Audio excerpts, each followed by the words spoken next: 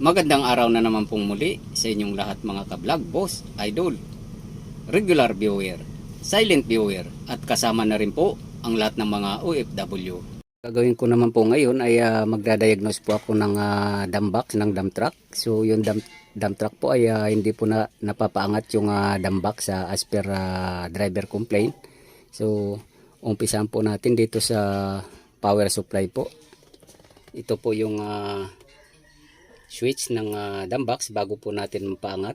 So ito po yung alamin muna natin kung nag-active po ba siya.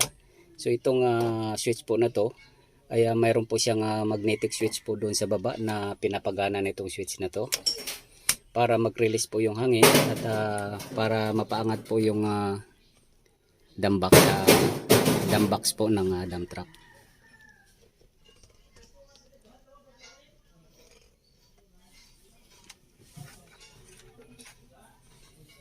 So umpisan po natin sa power supply.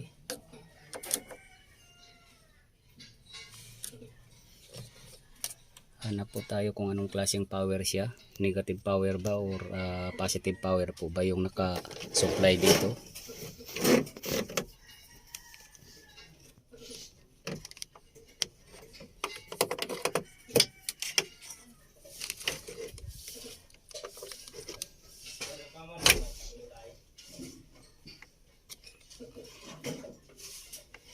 So wala po, lipat po natin ng positive itong isang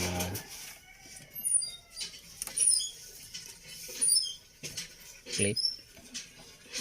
So yan po positive, ibig sabihin negative naman po yung dapat makita dito kasi yung positive po hindi po siya positive.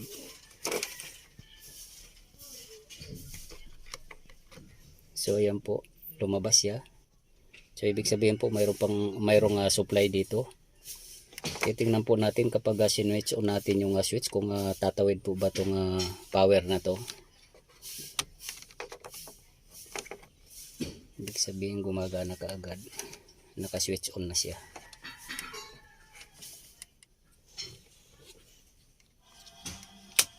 Ayan. So ang supply po ng switch na to ay negative power po siya. So wala pong problema sa switch na to. So ang gagawin ko naman po nito ay pupunta na po ako sa ilalim doon sa under chassis para po doon sa magnetic switch kung okay po ba doon or nakakarating po ba yung power supply doon. So dito po wala naging problema.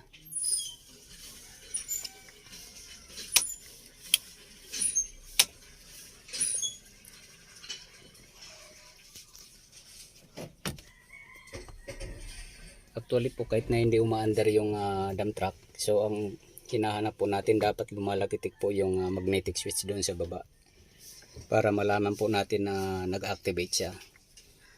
Kaya naman po natin pinapaandar para magkaroon po ng hangin yung system at yung hangin po na yun ay yun po ang magpapaangat sa dump box. So ang kailangan lang po naman natin kung nag-activate, so hindi po naglumalagitik yung magnetic switch doon sa baba. So ito po yung aalamin natin kung bakit hindi po siya lumalagitik. So tapos na po tayo dito. Doon naman po sa baba ang i-concentrate ko.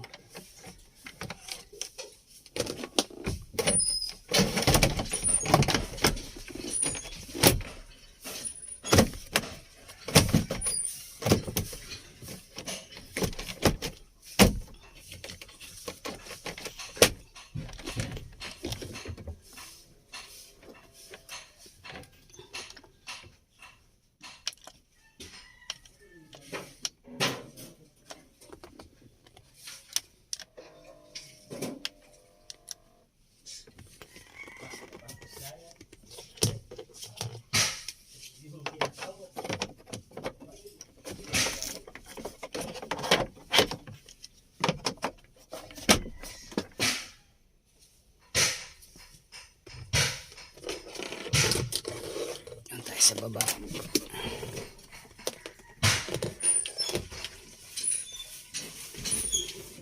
kapag hindi po kasi umaangat po yung dumbox ay useless po. Itong dump truck po ay hindi makapag-unload ng karga niya, buhangin man or graba.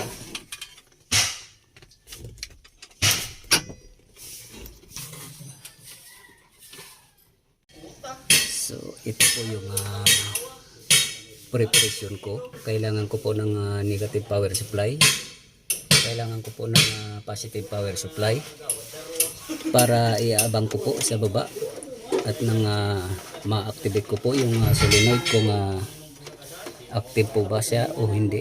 So ito po yung kailangan ko doon sa baba.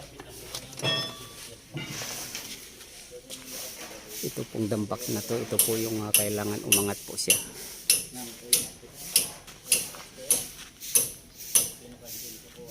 Yan.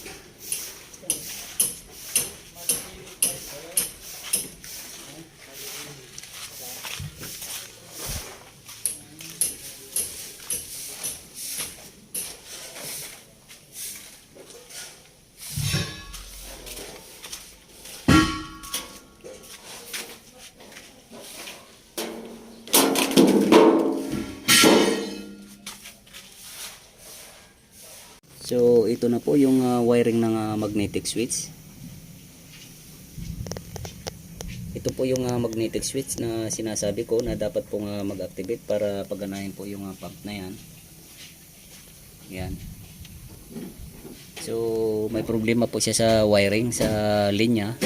So kaya ang ginawa ko po ay nilagyan ko po ng temporary power supply to para gumana lang po siya at nang mapaangat yung dumbox na to.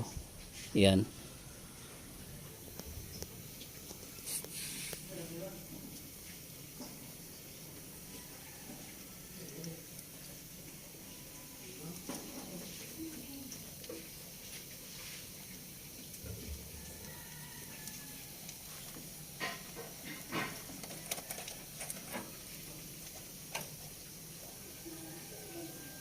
So yung findings ko po dito, itong magnetic switch po ay buo siya, kaya ang problema po ay nandito sa mga linya po, nawalan po siya ng continuity papuntang magnetic switch.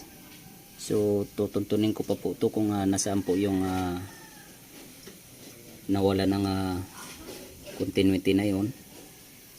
Maaring may dugtungan po or terminals na nagkaroon ng lost connection or may naputol na wire.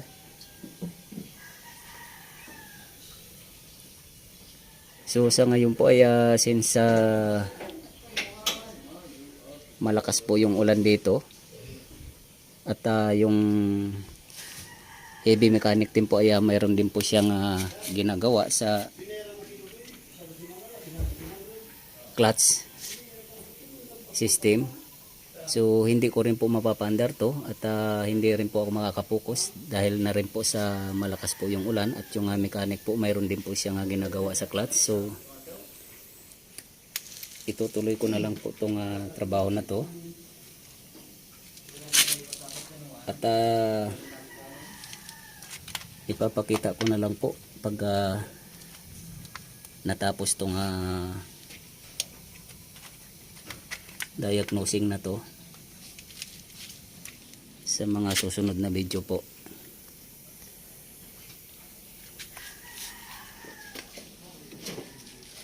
Ayan po, masyadong malakas yung ulan dito at hindi po kami magawa ng maayos, lalong lalo na po dito sa baba, basang basa. So hanggang dito na lang po muna ang video ko ito. Please like, subscribe na lang po and hit notification bell para sa susunod na mga video. God bless all po.